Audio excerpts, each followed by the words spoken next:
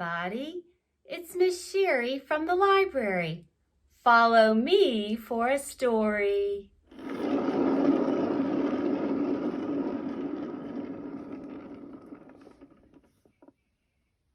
Well, look!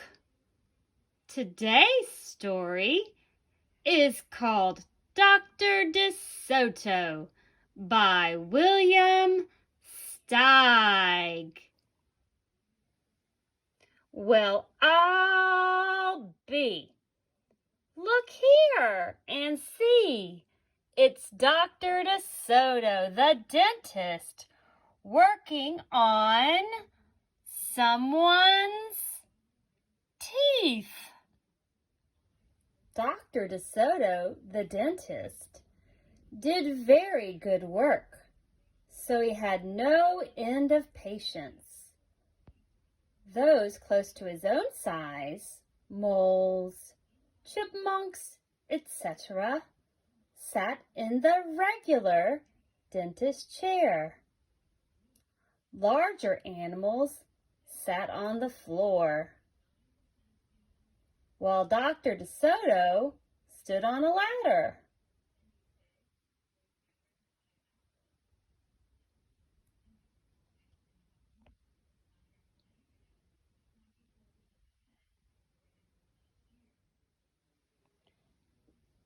For extra large animals, he had a special room. There, Dr. DeSoto was hoisted up to the patient's mouth by his assistant, who also happened to be his wife. There's his wife. There he is being hoisted up to be able to work on the animal's teeth. Dr. DeSoto was especially popular with the big animals. He was able to work inside their mouths, wearing rubbers to keep his feet dry, and his fingers were so delicate and his drills so dainty they could hardly feel any pain. Being a mouse, he refused to treat animals dangerous to mice, and it said so on his sign. Dr. DeSoto, dentist. Cats and other dangerous animals not accepted for treatment. When the doorbell rang, he and his wife would look out the window. They wouldn't admit even the most timid-looking cat. One day, when they looked out, they saw a well-dressed fox with a flannel bandage around his jaw.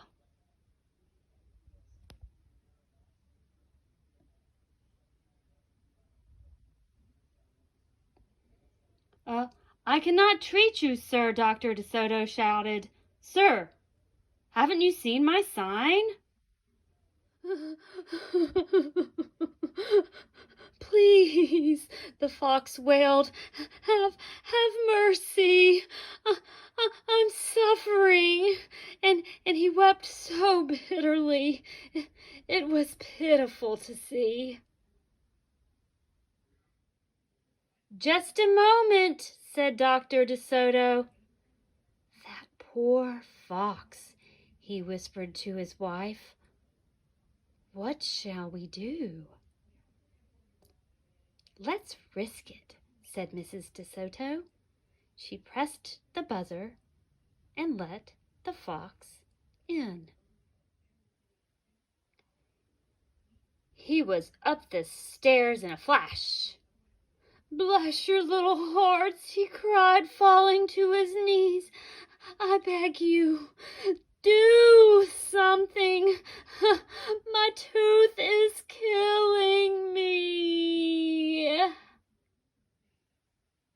Sit on the floor, sir, said Dr. DeSoto, and remove the bandage, please."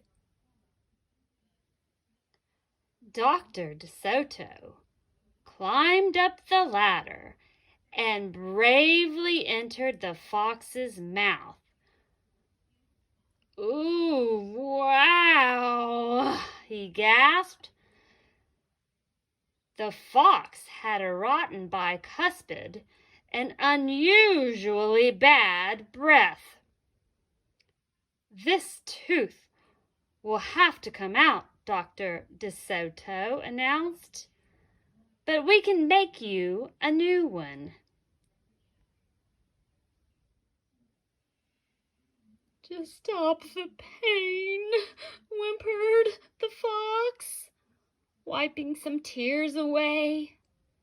Despite his misery, he realized he had a tasty little morsel in his mouth, and his jaw began to quiver. "Keep open," yelled Dr. DeSoto. "Wide open," yelled his wife.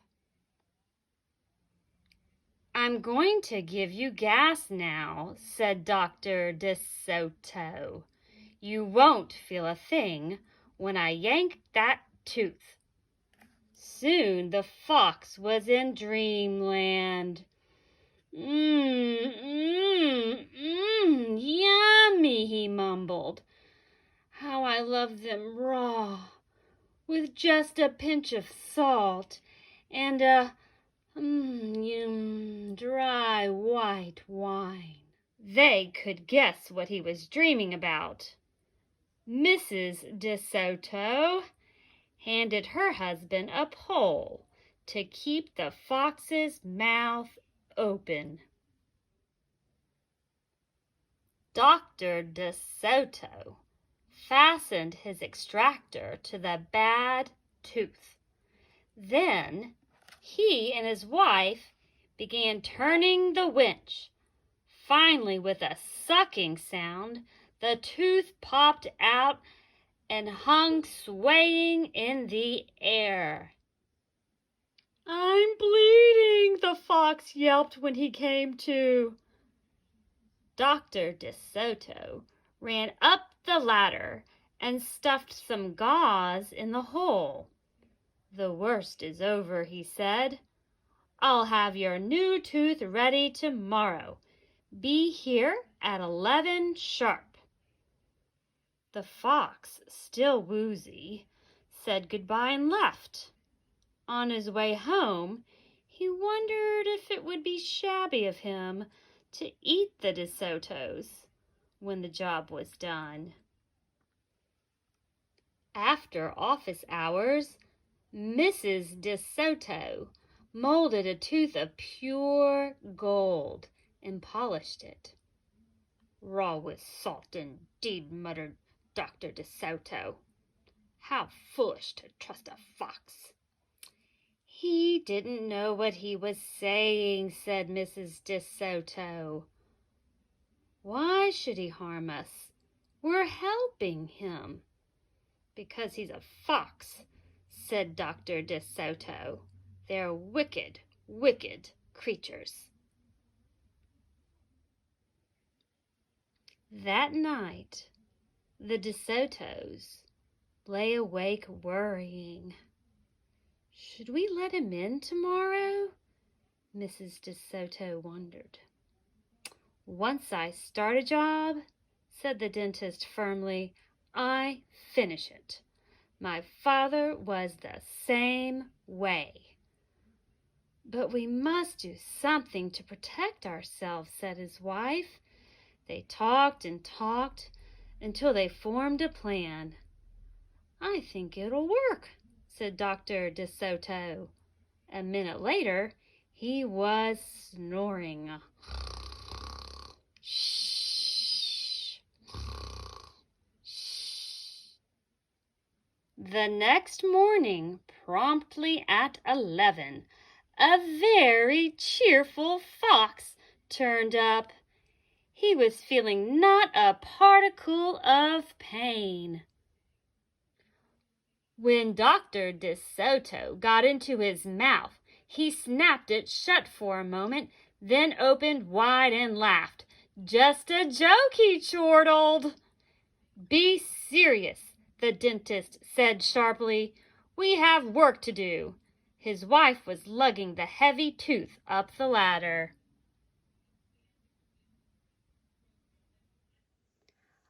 "Oh, I love it!" exclaimed the fox. "It's just beautiful." Dr. DeSoto set the gold tooth in its socket and hooked it up to the teeth on both sides. The fox caressed the new tooth with his tongue. "My, it feels good," he thought. "I really shouldn't eat them. On the other hand, how can I resist?" "We're not finished," said Dr. DeSoto, holding up a large jug. "I have here a remarkable preparation developed only recently by my wife and me. With just one application, you can be rid of toothaches forever. How would you like to be the first one to receive this unique treatment?" "I certainly would," the fox declared.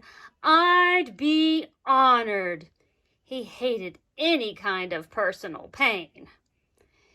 "You will never have to see us again," said Dr. DeSoto. "No one will see you again," said the fox to himself. He had definitely made up his mind to eat them with the help of his brand new tooth. Dr. DeSoto stepped into the fox's mouth with a bucket of secret formula and proceeded to paint each tooth. He hummed as he worked. Mrs. DeSoto stood by on the ladder, pointing out spots he had missed. The fox looked very happy. When the dentist was done, he stepped out. "Now, close your jaws tight," he said, "and keep them closed for a full minute."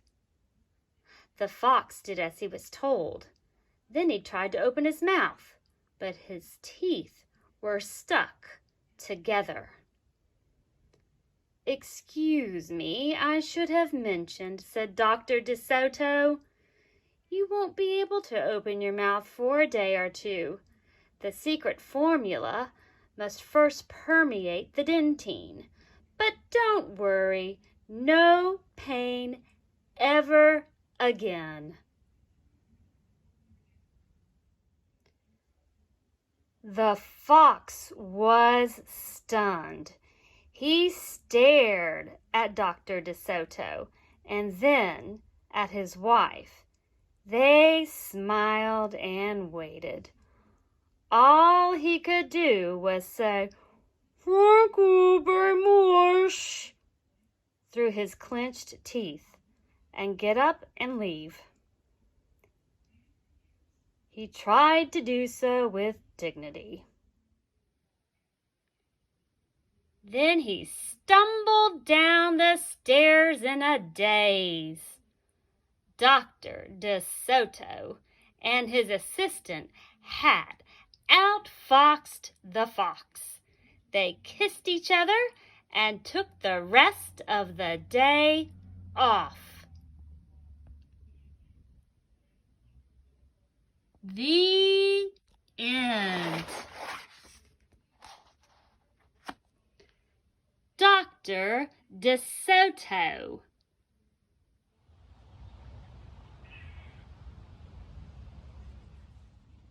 Hi, everyone. Robbie Mouse and I really enjoyed that story.